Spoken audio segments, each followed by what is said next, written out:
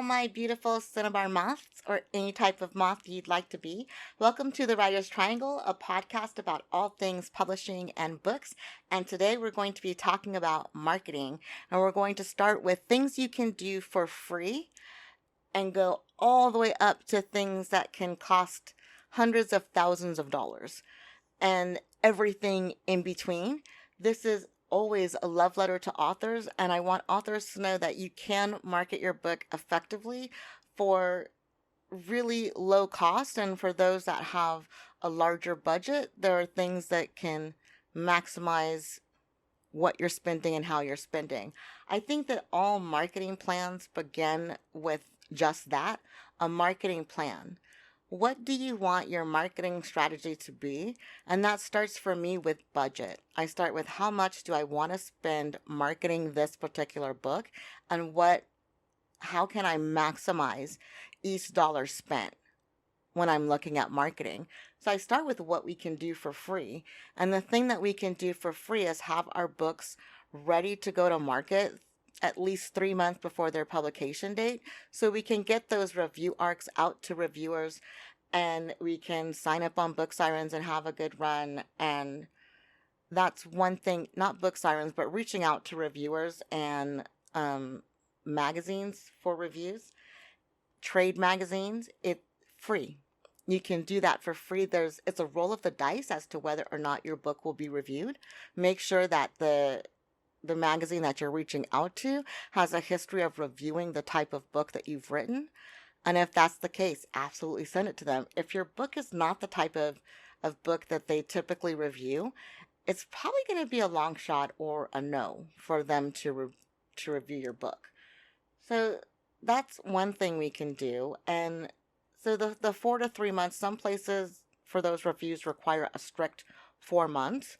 Other places are great with 3 months. Right now, we're currently doing 3 months, and the next year we're hoping to advance that 4-month mark. And that's because you have to have the books to be able to edit the books and get them ready for market. And we did a really quick turnaround on our first batch of books. This is our second batch of books, and we're hoping to come to marketing, what I think of as marketing maturity, for the 2023 calendar year. This is 2022, and we sold our first book in 2021. Now, it takes a couple of years to get that lead time, because we didn't buy all of the books that we wanted to publish before we started the press. We started the press and then bought books. So that made it a quicker turnaround, and that quicker turnaround is, what got authors to be like, hey, we absolutely want to sign with you because it's going to be a quick turnaround. That's enough about us. So the review arcs, I want to circle back around and talk about that a little bit later when I'm talking about paid things. I want to talk about promotional swaps and social media, blogs, zines, websites.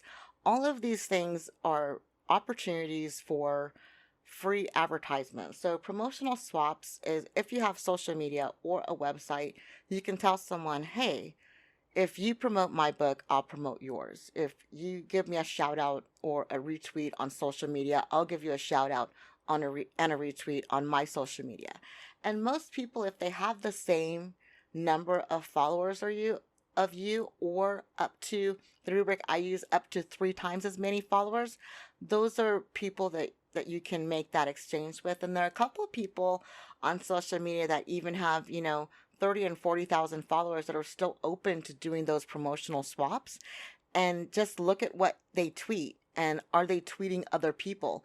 If they're tweeting about other people's work, or asking, doing follow Fridays, or any sort of mention of other people on Twitter where they're adding people in the mentions, that's usually an indicator that they're open to doing some sort of promotional swap. And I would say it's absolutely worth reaching out to them. I want to be clear that if you're in publishing, if you're a reviewer, if you're a zine writer, or if you're a zine publisher or an indie publisher, anybody who's in publishing, we are more than happy to do those promotional swaps. And we absolutely enjoy, promoting other people as well as our authors and the press and the e-zine. And we really, really want to have it be a collaborative process and build that community. And doing those swaps is really helpful. Another thing, if you're an author and you'd like to be interviewed on the podcast, hit us up at media@cinnabarmoth.com, and we'll absolutely check out your stuff and arrange an interview time. We enjoy interviewing anybody in the industry, and that's a type of swap, right? You come on the podcast, you're interviewed, we promote on social media, you promote your interview on social media, and then we're getting that cross promotion. And that's how cross promotion works. You do something for me, I do something for you, and we're both being mentioned by each other and talked about by each other, and spreading awareness within our circle, and you're spreading awareness within your circle. And we promote across all of our social media platforms. And then there's also promotion on our Cinnabar Moth Collections, Cinnabar Moth Literary Collections website is another opportunity for cross promotion with us. So that's social media and cross promotion. Another way that you can get a good cross promotion going is if you do reviews, asking people to review your writing or promote a magazine that you're in or wherever your work appears, if that's your Medium or your blog or what have you, in exchange for doing a review of their work. I find that reviews really, really help create traffic for the Cinnabar Moth Literary Collections website, because every author that we review, we have 3 different reviewers, and we do Authentically Indie, which is indie authors. And then we have I Like That Bestseller, and that's bestsellers. And then we also have the poetry reviews. So we find that having those 3 different types of reviews, we're able to, when we're promoting the reviews, they tend to retweet and promote that we're doing reviews, and that improves traffic to the website. So if you're doing a blog, make sure that you're tagging people on social media if you are doing reviews, because they will then tend to retweet or reshare your post, or like or interact with your post, and also follow you on your various social accounts if that's what you're doing. And I think that that is a great way, if you don't feel comfortable approaching folks, that you can do that sort of soft exchange where you at them when you've promoted something of theirs. So I find that's an easy, no fuss, no muss way to get that cross promotion going. Talking about trades and all of that, these are all free things that you can do. Everything I just said before now, for us, we've been able to do at no cost to us, other than, time and energy. Looking at things that are a little bit of cost, but not much, is the industry reviews, because that just costs you a copy of your book. So that's fairly low cost. And some industry places allow you to send them electronic copies of your books, and then that's no cost, and that's awesome and beautiful. There's also review arcs. Review arcs, the 2 biggest, I think, well-known publications for review arcs are BookBub and Book Sirens. BookBub is a little bit complicated to me. I find it challenging to work with, and it's just easier for me to do Book Sirens. Book Sirens is 10 United States dollars, and for me, if nobody writes a review, it's worth the $10, because it allows me to put the book up there. It gives me how many people saw the cover, how many people read the snippet that I put, how many people decided to read it after that, and if anyone decided that they couldn't finish it, they DNF it, did not finish, and they tell why the person did not finish it, and that not always made public. Some people make it public and give a partial review. I feel like that's a little burnt, like, ouch, just keep that between us kind of thing. But it's completely their right to write any type of review that they choose. And all reviews are reviews.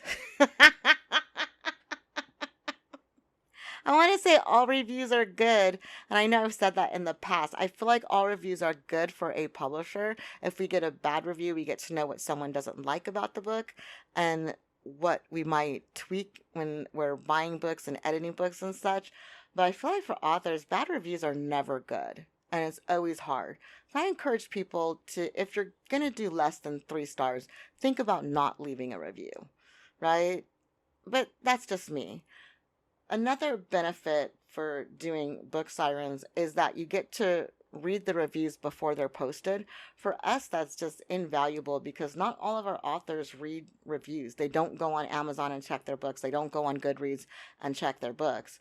So for me, I like to pass along the good reviews, and anything under 3 stars, I just don't mention it to the author.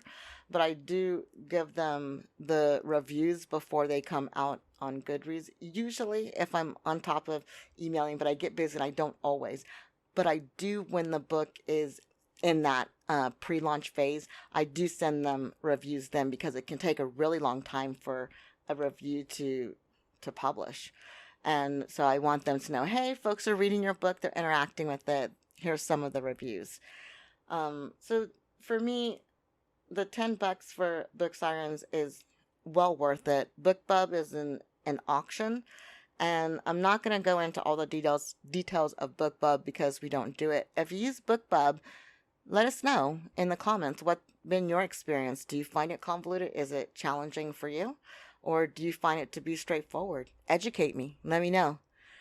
Looking beyond ARC reviews that you send, to trade magazines and ARC reviews, advanced reader copies, ARC reviews that you send, that you make published through either Goodreads or Book Sirens. There's also, if you belong to Library Things, which is a book club. I know that librarians, publishers, and I believe authors can belong as well. You can you can do an early bird review of your book before it comes out, and you can make however many copies you like available. I really love Library Things because it forces a level of discipline that I don't have without it. And that level of discipline is looking at comp titles. There are 6 comp titles for every review that we put up. I'll admit that I do 3 comp titles, not 6.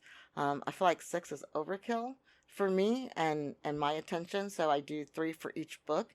And it really makes me aware of what's being published that's similar to the books that we're publishing, and also what's going on in any specific genre or any specific theme, and are our books as unique as I think they are?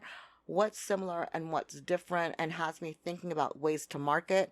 And also, by looking up comp titles, which you can do for free, and I just put in whatever genre the book is I'm looking for. For example, I looked up LGBTQIA+, drug addiction, YA. And there was just a ton of books to do comps with, and looking at those books, looking at how they're performing, looking at what marketing there is. That's simply taking a comp book. Once you read the blurb, if it feels like it's a good comp book, then taking that and putting it into a search engine, looking on Goodreads, how many reviews does it have, looking on Amazon, and you can kind of get an idea of how the book is doing. And also by Googling it, how many things come up when you list it. This is not the end all be all. I find that our books have about 6 pages worth of Google results, but I don't know if that's the case for someone who hasn't been Googling the book for 3 to 4 months. Some of our books, I've been Googling them for a year, and after a year of Googling a book, it doubles to about 12 pages on Google, which makes me feel good. I feel like I'm accomplishing something. Like, see, it's out there in the world. So for me, I find Googling the other books and looking at what reviewers are saying about it, looking at how many pages on Google does it have, really is helpful for me. And I don't really judge sales off of that, because some books can have thousands of ratings but really low sales, and that, for me, also, sales are a sticky wicket, because you don't know what was that sale. Was it a 99 sale? Was it a free sale, a free book that was marked as a sell? Or I don't know how these people are getting the books to review. And I'm also not trying to clock anyone else's money. I'm not into anyone else's pocket, and I don't really care how much books are selling, only just like a rough estimate, right? I'm not trying to get a hard estimate. I'm just trying to get a rough idea with how much the public is interacting, and that gives me an idea like, okay, this book is selling. But we have books that have no reviews that are selling great. And, you know, as of August 2022, hopefully that won't be the case, going forward. So it's not something challenging to tell, book sales, but that's for a different episode. So I love library things and book sirens because of all of the information they give. And, book sirens, $10, 30 reviews, they match those 30 spots, and I share that link with authors so that they can give them to people, and it's, $10. Completely reasonable to me. Library Things is free except for the cost of the books that you have to give away after they do the raffle, because it is a giveaway. And then the next thing that's another giveaway is Goodreads Giveaway. I've read online a lot of really mixed opinions about Goodreads giveaways. For a Kindle or ebook, it's $119 USD in August of 2022 to do a Goodreads giveaway.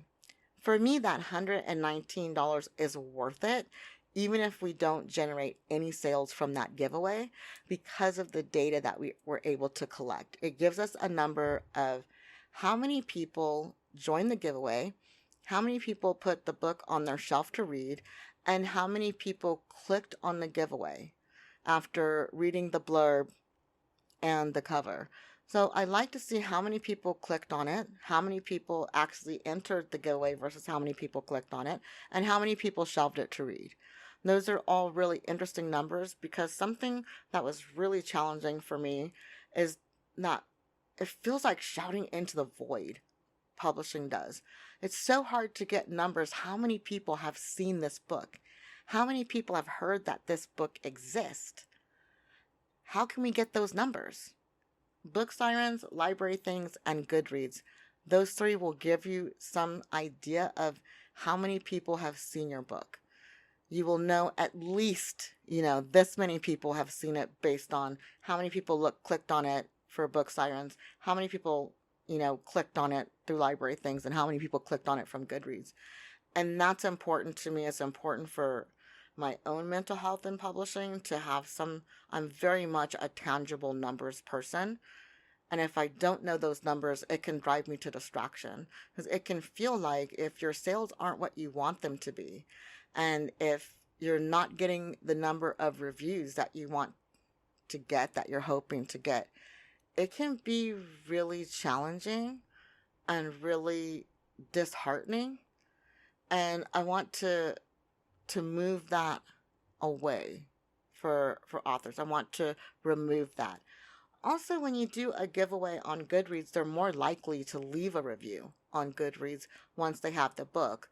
For me, from the time that someone gets the book to a review, I think it's anywhere from 3 to 6 months has been when I'm looking at the numbers and looking at, who's read it versus where, if and when their reviews are showing up. So the arcs are really great to get reviews before the book is published and not have to wait. And the giveaways are good for that as well, not having to wait until 6 months after your book is published to get your first review. And, the industry zines are really hit and miss. There's no guarantee that your book will be reviewed. And also doing, book reviews, exchanges, if you have a book review blog, getting people to review your book and reviewing their book, that's another way to get those reviews and get feedback and all of that going. There's only one that I have that is a must, and this is just for audiobooks. I feel like for audiobooks, NetGalleys is a must, and NetGalleys is expensive. It is going to hit your pocket. It's over $200 to do, to put your book on NetGalley for NetGalley reviews. And it varies. I don't know how much it is for authors. I only know how much it is for us as a press. And because we haven't ever done just one book, I know how much it was for 2 books with the discount and all of that. And it was over $500. So that's how I know it's over $200 to put those two books up. But for audiobooks, I like it because audiobooks are really hard to get reviews. There's no other place that does reviews for audiobooks. That's where you're going to find out, is your narrator hitting, and our narrator hits. Ivy is absolutely amazing. And if you can book Ivy, if Ivy has time, definitely worth booking for if you need a narrator for audiobooks. This is all around good person too. So that's a bonus. You get to work with an amazing person who's also amazingly talented. But after you do your audiobook, even if you record the audio for yourself, putting it on NetGalleys is really important. And it's even more important if you're trying to get library distribution. Most of our audio sales are through library distribution, and they're not really a sale. The price that we have them at, we're basically giving them away to libraries. But that, more important than libraries, it also has a lot of educators on it. And something I find exciting is several of our books were adopted and used in a college curriculum. That was so exciting for us. And it was also really great for the book. And because if you have one college professor using your book, using as part of their required reading, then, all of the students they're teaching have to purchase your book. And so the university will do a bulk buy of your book, and getting it in university bookstores, they always buy at least in our experience, universities always buy more than what the order request is from the professors, so that they'll have a couple copies in the bookstore. And we've really, really done well with that. Also, if you're doing YA or middle grade, you have those high school teachers and also elementary school teachers on NetGalley, and they tend to be really voracious consumers of audiobooks, which I absolutely love and am so grateful for. It's just a really great way to reach teachers, to get inside classrooms. We've had a lot of luck. All of our books are in classrooms and part of someone's curriculum. And that's really exciting. It's not always a big sell to be able to boast that. Sometimes it's smaller batches. And sometimes it's just being part of their suggested reading on their syllabus. So not, excuse me, so not everyone will necessarily choose our book to read from the books that are listed. But that's still really exciting to have that recognition. And they'll put that in the NetGalley review. They'll have whether or not they'll use it in their classroom, or whether or not they purchase it for their library, and whether or not they recommend it to their students. So I find that information to be, again, really, really exciting. And I think it's no surprise I'm obsessed with with information. I just really want to know, like, are people reading our books? Are people hearing about our books? Are we getting noticed? And I want to be able to share that with our authors and have them feel positively and have them have good self-esteem about their writing, that it's being received in the world and cherished by somebody other than the press. Because authors want their stories to be read, as y'all know. And I want to make sure that we're helping authors who are looking to market their own book, market in a way that's going to give them positive feedback. So I'm talking about the things that make me feel good, and the things that our authors report make them feel good, in the hopes that it's something that'll make you feel good. And if not, that's cool too. If you have some way that you've gotten low cost or free, because now we've ventured out of low cost to the more expensive ways of promoting books. If you've got some leads on some free hot ways to market books, let us know. Leave a comment down in the comment section. Or if you've had a good experience or a bad experience with any of the ways that we're talking about, let's get the conversation going and, leave a comment. And while you're leaving a comment, be sure to like this video and hit the subscribe button and the notification bell, so you can be notified every time we drop a new podcast episode, which they come out every Saturday. And we do a mix of me on the mic talking about the publishing side of things, author interviews, videos of our authors doing live readings.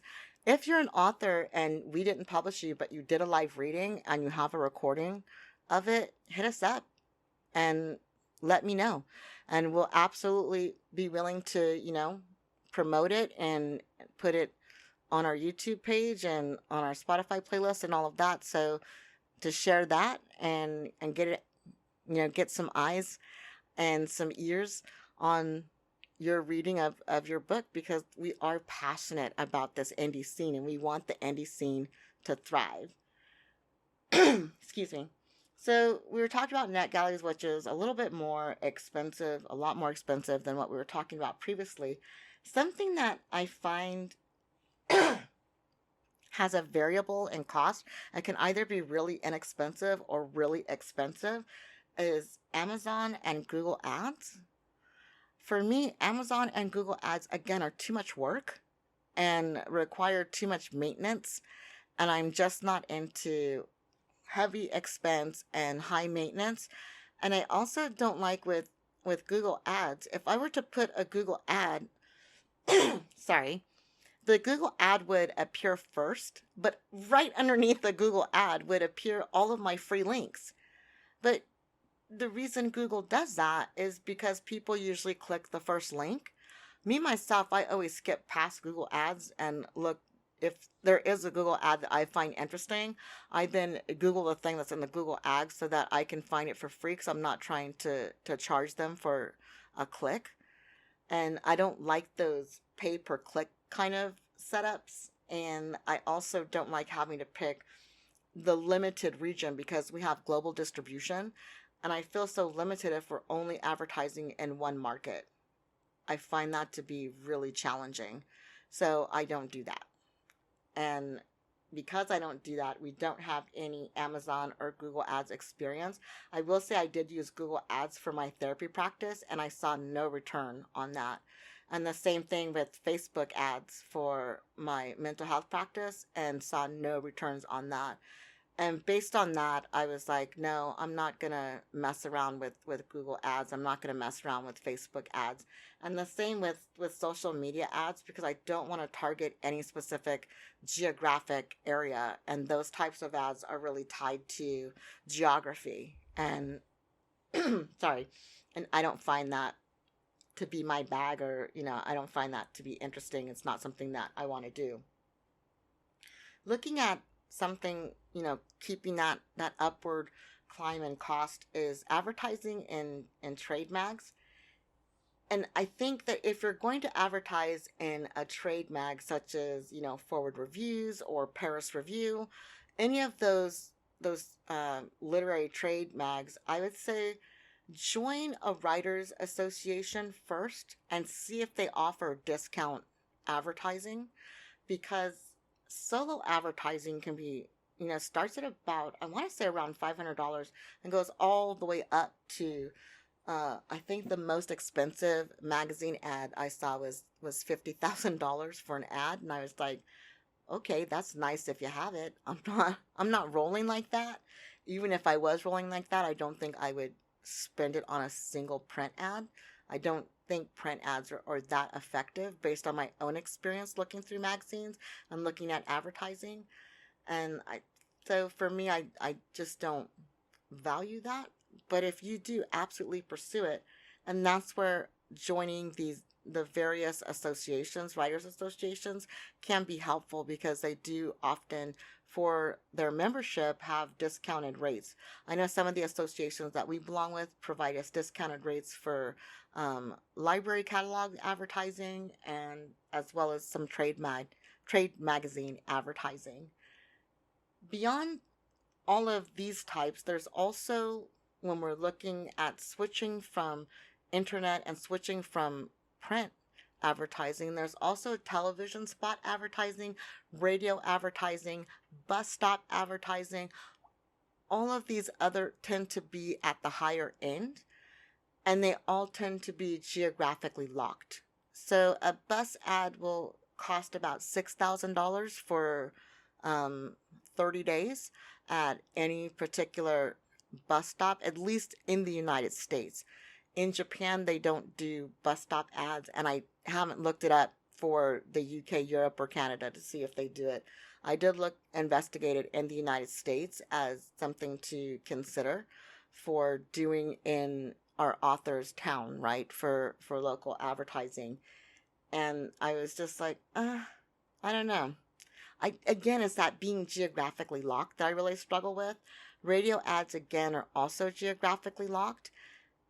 And do your target readers listen to that radio show or listen to that podcast? Right? I consider podcasts to be part of radio, and YouTube also I kind of consider like TV radio. So finding the right fit for that is so high stakes because of the price tag from my perspective, and then being geographically locked and then being audience locked. Because if you do bus ads, you're locked into primarily people who are either foot traffic or waiting for the bus line traffic. And I don't know any particular neighborhood to know which bus line, besides where I've lived, right? To know which bus lines would be most effective. And to be honest with you, I haven't been motivated. I've never been motivated by a bus stop ad. I've never been motivated by a television commercial. And I have no desire to do infomercials about the books. And so for me, television and radio are kind of I do think podcasts are great if you can be a guest on the podcast, because then you get the whole episode and it's not just a blurb about your book. You get to represent yourself as an author. So you get to sell yourself and your full catalog. You get to sell your most current thing that you're out, plus your back catalog. And also if you have, smaller short stories or novellas in addition to the novel. So that's basically where I'm at now in my terms, in terms of my understanding of how to advertise books. And I might do it part 2 on marketing as my own understanding grows. But this is sort of building off of giving talks and doing a writer. I mean, giving talks and doing attending conferences, joining book associations, and all of those types of things that we were talking about. I talked about a few podcasts ago. And I hope that this has been useful. If it's been useful, let me know down in the comments. And if it hasn't been useful, let me know down in the comments. I'm trying to get our comments bumping. So make sure you leave a like and subscribe and hit the notifications bells. I'm trying to become more proactive in promoting the podcast, especially on YouTube, as you can tell from this, because I haven't previously. I've only recently started asking people to like and subscribe. And I started doing that because when I'm watching a video, I don't always subscribe. But when they say hit the like button, I tend to hit it because I'm like, yeah, I did enjoy this. And it cost me nothing to hit the like button. Right on. Because the algorithm already knows I watched it. So it doesn't matter if I hit like or not. And that's our podcast for this week. So I want to thank all of our beautiful cinnabar moths, or any kind of moth you'd like to be. And you can even be a butterfly, but I'm not Mariah Carey and I'm not trying to bite her rhyme. Talk to you soon. Bye.